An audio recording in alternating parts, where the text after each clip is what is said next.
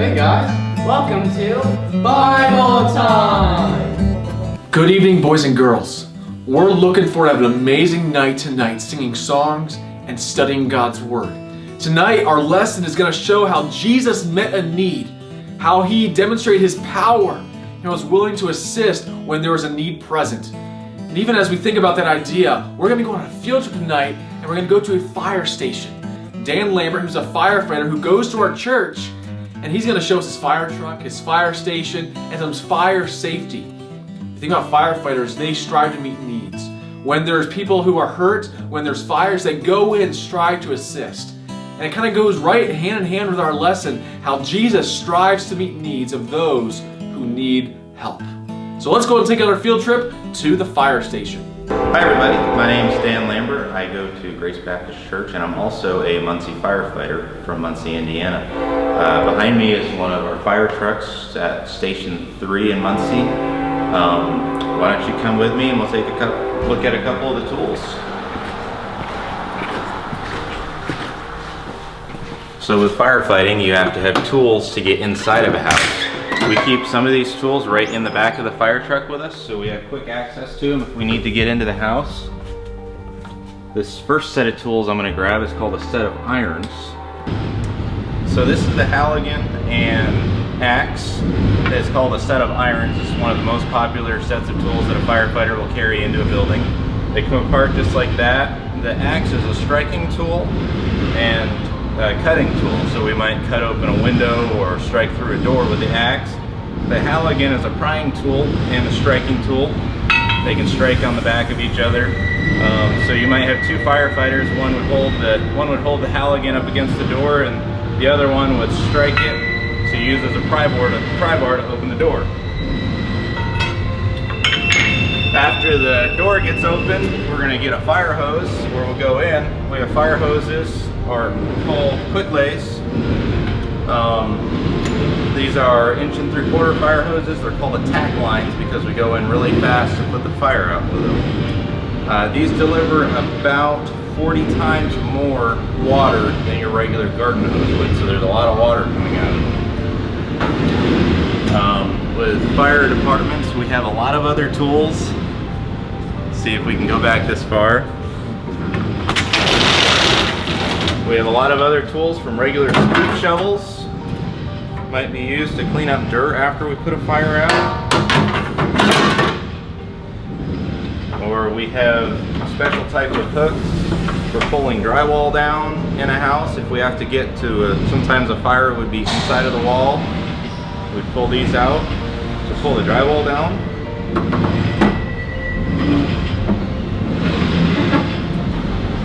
Sometimes the house might be locked with a gate. I'll bet some of you have seen this tool before. It's a pair of bolt cutters. So we use regular tools too. There's a lot of other tools that we would use for firefighting, but these are most of the basics.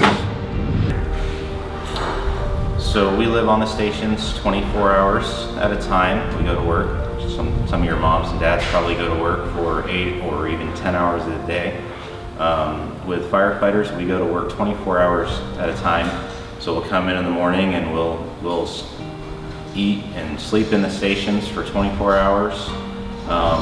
And we just wait for a call to come out for somebody that needs help. When the call comes out, it makes a big noise over the microphones in the station, and we walk out and get our fire gear on and jump in the trucks and go see who needs help. So I'm going to show you how we get our fire gear on, and we'll go from there.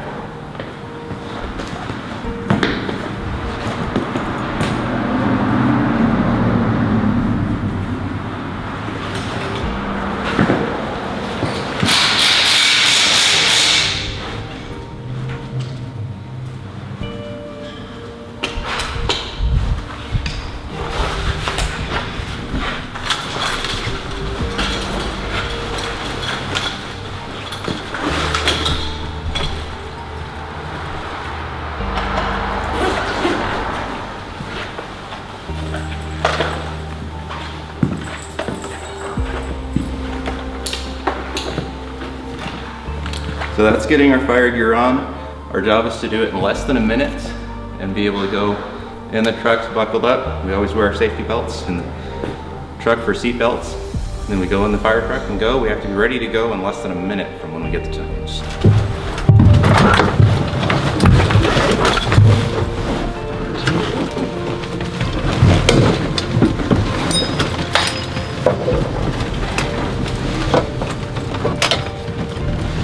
So now I'm putting on an air pack. We wear these air packs inside the fires so we can go inside of what we call a hostile environment where it's really hot and smoky.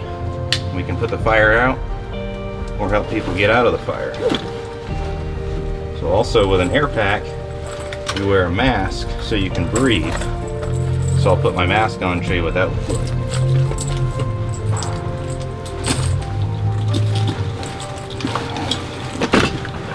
Kind of sound a little funny with the mask on. And the last thing we do is we'll put the helmet on.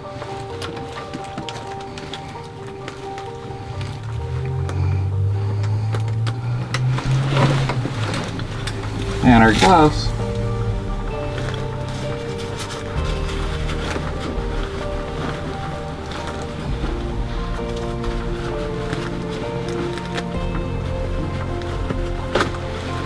And then we're ready to go. Pop right out and we're ready to walk around and go into the fire. So after the fire is over, we come back to the station in the fire truck, and at that time we still have a dirty fire truck with dirty tools on it and dirty air packs. So we'll take our air packs off, and if you used an air pack, you're responsible for putting it back. Just like at home, if you use toys or dishes, your mom and dad probably want you to put the stuff back and help clean up, right? So we do the same thing at a fire station. We have to check our straps and make sure they're loosened up so the next person can fit in them easily. Check our straps, and then we make sure it goes back in the right place. My dad used to tell me, put stuff, don't put it down, put it away. So you're hearing a pager go off. We can step outside and watch the fire trucks get ready to go. Gas leak, engine 4, engine 3, engine 6, truck 7. 2003 South Burlington Drive on a gas leak, engine 4, engine 3, engine 6, truck 7, warrant 7, background 1.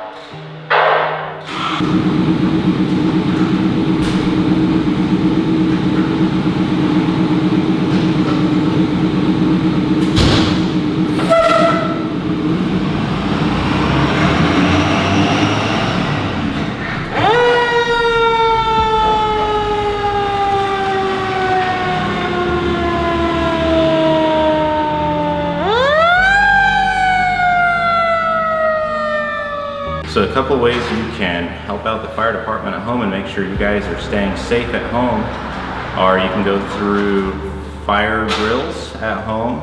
You guys make sure you have a pre-planned meeting place. If your smoke alarm goes off or something like that, you meet mom and dad outside, say out by the van or the car in the driveway, if that's far enough away from the house. Some people meet at the mailbox if it's not right beside the road. You can go and make sure you know how to get out of your house from your bedroom. Sometimes when you're waking up in the middle of the night, it's hard to remember how to get out. So you start in your bedroom and make sure you know the fastest way out of your house. That's another good thing to plan. And if there's smoke in the house, make sure you crawl low. There's a saying, stop, drop, and roll. So if your clothes catch on fire, drop down to the ground, stop running, drop down to the ground, and then roll over. That'll help smother the fire out. And always crawl low because the smoke and the heat stays high in the house. So a couple tips for at home, talk about it with your parents.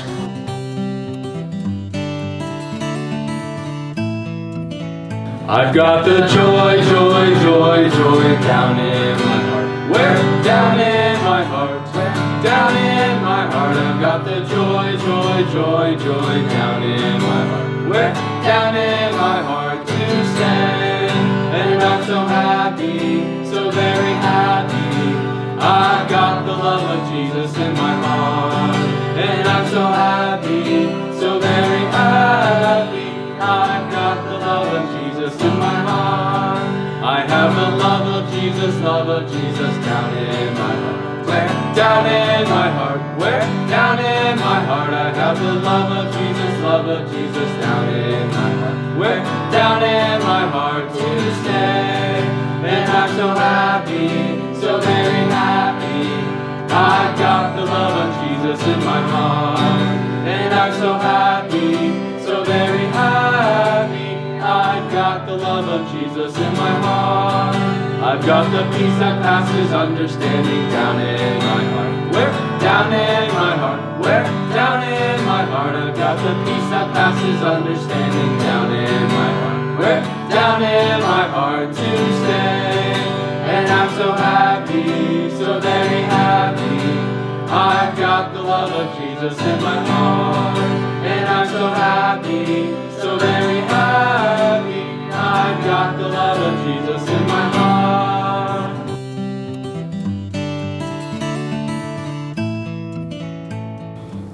Good evening and welcome to our children's story time. We are so glad you came back, and Lord willing, pretty soon you will not have to watch church anymore on your TVs or computer screens. We'll get to be together in person and we can't wait. We've been praying for this day, and the Lord is finally getting us to this point where He's allowing us to come back, and we are so glad. But tonight we are going to learn a story about Jesus from the Bible. Like I said last time, I didn't make the story up, and it's not just a fun story to tell. It's a real story that really happened. It's in the Bible. It's recorded for us because God wants you to learn something from this story. So it is important for you to pay attention. So let's put on our listening ears. Do you have yours on? Let me see. Okay, put your listening ears on because I want you to hear what God has to say in His Word for you tonight. We have a memory verse. It's from the book of Psalms. Psalms 121:2 says, "My help cometh from the Lord, which made heaven and earth." That means any help I need, it comes from the Lord. Why? Because He made heaven and He made earth. He made everything in between. He made the whole world. So if you have a problem, if you need something, the Lord can help you. Have you ever had a time that you really needed help with something and you didn't know what to do? There's a lady in our story today that had that situation. She didn't know what to do, and there was a big problem. So let's think, what are some problems you might have that you need help with? Maybe you have a hard time with something in school. Who do you ask for help? Well, you could ask mom or dad, but what if they don't know the answer? Who do you ask for help? You ask your teacher. Maybe if you have a hard time with math, or if you can't remember something for your history quiz, you ask your teacher for help. So we can ask our teachers for help. I can think just this morning I was home and I needed to open a jar of pizza sauce. Well, Mr. Josh, my strong husband, wasn't home, and guess what happened? I was trying to open that pizza jar by myself, and I finally got it open. But normally, who do you think I ask for help with the pizza sauce jar? Mr. Josh, because he's so strong. So sometimes I have to ask him for help. When I was a little girl, I had to ask my dad for help reaching things up high in a tall shelf. Well, today there was a lady named Mary who had to ask for help. Have you heard that name in the Bible before? Who was Mary? She was the mother of Jesus, wasn't she? Well, in this story, Mary and Jesus and His disciples, the men who followed Him and learned from Him, they were all invited to a wedding. How many of you like weddings? I like weddings. Girls tend to like weddings more than boys do, but that's okay. But there was a wedding, and Jesus was invited, and He loved weddings. Why do you think Jesus loved weddings? Well, because Jesus is the one who invented marriage. It was His idea. He loved a good marriage. When a Christian man and a Christian woman got married, that made His heart so happy. So He must have been really happy to be at this wedding. Don't you think Jesus would have been happy? Well, they were at the wedding, and back then, at a wedding, there was somebody called a governor. And the governor was the person who was in charge of making sure everybody had something to eat, everybody had something to drink, and everybody was happy. It was a really big deal. Weddings are a big deal nowadays, but they were a really big deal back then, and people spent a lot of money on them. Well, Jesus and His disciples were at the wedding, and Mary, Jesus' mother, was helping. Maybe she was helping serve the food. Maybe she was carrying it around on trays. We're not totally sure, but we know she was helping. And something happened at this wedding. While Mary was out helping serve food, she was so happy talking to guests. Somebody, one of the servants, came to her, tap, tap, tap on the shoulder, and they said, "Mary, we have a problem." And so they stepped over to the side. They didn't want to upset the guests. "What's your problem?" And they said, "The the wine ran out. All of the guests at the wedding were drinking wine along with eating their food, like grape juice. And they were drinking that, and it had run out. And that was embarrassing. Because sometimes that was the only clean thing to drink. The water wasn't always clean to drink back then like we have now. We have filtered water. They didn't always have that. So they said, what are we gonna do?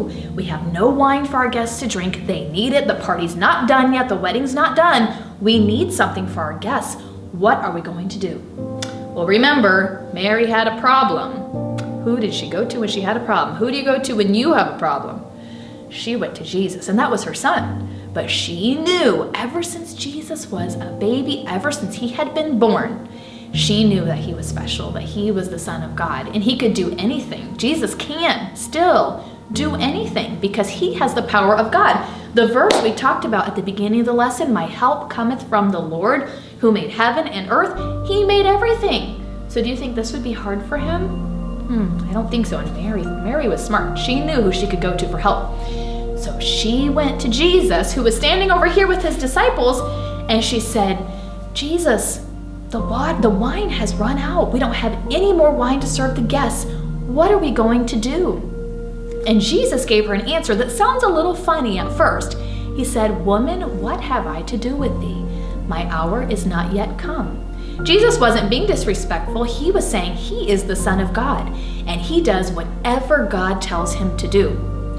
So Mary went back over to that servant who had told her, we ran out of wine. She said, go do whatever Jesus tells you. Mary knew Jesus might have had a plan. So that servant said, okay, all right, I'll go ask Jesus. What does he want me to do? So the servant went over to Jesus. He said, Master, what do you want me to do? We ran out of wine. And Jesus said something that made them scratch their heads. That wasn't what they expected to hear. He said, you see those 6 stone pots over there? They were pots that people used to wash their hands with. They weren't clean. When people came from far, long way away on a dusty road, their hands were dirty, their face was dirty, and they used these pots of water to wash their hands and face before the wedding. And Jesus said, I want you to go get those 6 stone pots and fill them up with water. Okay, that sounds a little strange, but Jesus said to do it, so we're going to do it. And whenever Jesus tells us to do something, we need to obey, because that's the right thing to do. And we have a whole Bible full of things that Jesus has told us to do. So these servants said, okay. And they went, they picked up, maybe the jars might have been about thigh high. They were bigger jars of water, and they got 6 of them, and they filled them with water, and they probably weren't very clean, but they said, we'll do it. Well, then Jesus said, go get the governor. Remember that guy who was in charge of all the food and the drinks? He said, go get the governor and tell him to get a cup out of those stone pots and serve it to him. Okay, we're gonna serve him some dirty water. Everything seemed strange, didn't it? But these servants kept obeying. So they went and they got a cup out of one of those stone pots of water. They handed it to the governor. And what do you think happened? When the governor went to take a drink, do you think it was water? It wasn't. It was wine. Now, how had that happened? Was it magic? Nope, there was no magic. Jesus performed a miracle. He can do it because he's powerful enough. If he wanted to turn that water into wine, he could, and he did. That is what he had done. He had turned all 6 of those jars of stone that had water in them into wine because he was powerful enough to do that, and he still is. And the governor took a drink, and he looked around. He couldn't believe himself. He didn't know what had happened. He didn't know Jesus had turned it into wine. And he went and he called the bridegroom, the man who was getting married. The governor went to the bridegroom and he said, normally people save the really good wine for the beginning of the party, for the beginning of the wedding. You serve the good wine first, and then you have kind of lesser wine. It's not so good. You serve that at the end. But you have saved the best wine to the end. Well, the bridegroom hadn't done it. He didn't know what had happened either. But who had done that? Jesus had performed a miracle. What is a miracle? Remember, we said it's not magic. Magic is something that man likes to invent or create or think about what could happen. Maybe superheroes do magic. That's not it. That's not what man thinks about. A miracle is something only God can do. Men cannot do miracles. Superheroes cannot do miracles. Only God can. He is the only one with power to do a miracle. Something that I could never do, something that you could never do, only God can do. I cannot turn water into wine. I can't look at it and tell it to turn into something it's not, but Jesus could.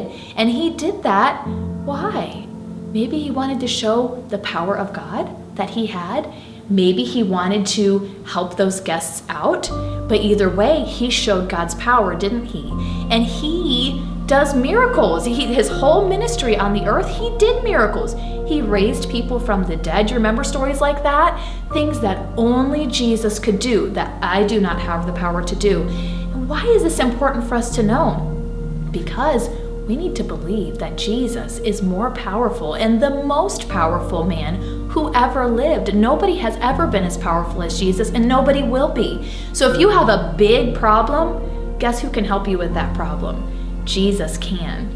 And he may not solve it the way you want it to be solved every time, but he has the power. And that's what's important for us to learn. And you know what? Jesus' disciples, remember those 12 men?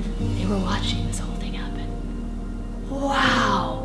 You know why this was so impressive for them? It was the first miracle Jesus had done as a man. It was his first miracle recorded in the Bible.